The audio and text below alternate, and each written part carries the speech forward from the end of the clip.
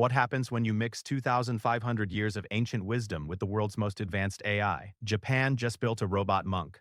Meet Buddharoid, the world's first AI-powered humanoid, unveiled just hours ago at Kyoto's Shoren-in temple. It doesn't just talk, it prays, bows, and gives spiritual advice. Is this the future of faith or a step too far? Let's find out. Japan is currently facing a crisis known as temple extinction. Rural temples are closing down across the country because young people aren't becoming monks anymore.